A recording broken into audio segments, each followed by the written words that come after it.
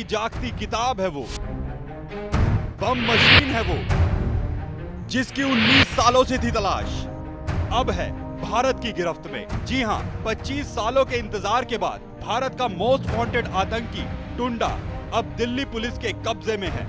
Delhi police ने underworld don Dawood Ibrahim और लश्कर-ए-तैयबा के संस्थापक हाफिज सईद के करीबी टुंडा को भारत नेपाल सीमा पर दबोचने में कामयाबी हासिल की। टुंडा पिछले 19 सालों से दुनिया के कई देशों में सक्रिय रहकर भारत विरोधी गतिविधियों को अंजाम दे रहा था। इस खूंखार आतंकी को भारत में अलग अलग जगहों पर हुए 40 बम विस्फोटकों की घटनाओं के लिए जिम्मेदार माना जाता है। इसमें से उस पर अकेले दिल्ली में 33 मामले लंबित हैं। उसकी गिरफ्तारी दिल्ली पुलिस के लिए बड़ी कामयाबी है। वहीं दिल्ली पुलिस की स्पेशल सेल ने प्रेस कॉन्फ्रेंस कर टुंडा की जानकारी दी।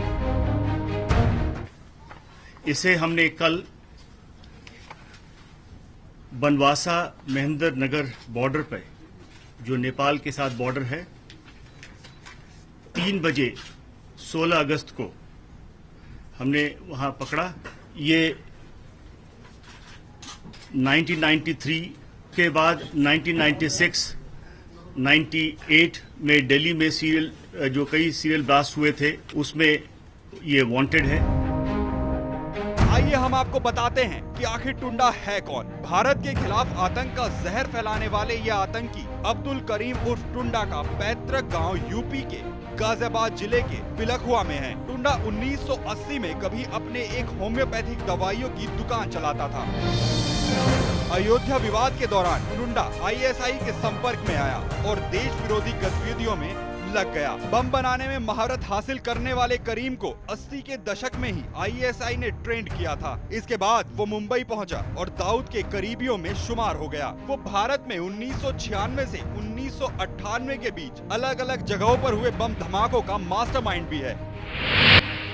26 नवंबर 2008 के चर्चित मुंबई आतंकी हमले के बाद भारत ने पाकिस्तान को जिन 20 आतंकियों की सूची दी थी, उसमें टुंडा का नाम सबसे ऊपर था। जानकारी के मुताबिक पिछले कई वर्षों से अब्दुल करीम टुंडा आतंकी हाफिज सईद से लगातार संपर्क में रहा है। टुंडा 1992 और 1993 में मुंबई और हैदराबाद में हुए 40 बम धमाकों का मास्टरमाइंड माना जाता है। इसके अलावा दिल्ली में ही 33 मामलों में उसकी तलाश थी। टुंडा को बम बनाने में महारत हासिल थी। अपनी इस महारत की वजह से उसे डॉक्टर बम कहा जाता था, जिसके बाद वो लश्कर-ए-तैयबा का बम एक्सपर्ट बन गया था। एक बम बनाने के दौरान हुई दुर्घटना में ही उसने अपना एक हाथ खो दिया था। उसी दुर्घटना के बाद उसे टुंडे के नाम से जाना जाने लगा। जहाँ फॉर्मर आईबी डायरेक्टर अरुण भगत की माने तो टुंडा ने नवयुवकों को भड़काने का काम किया है।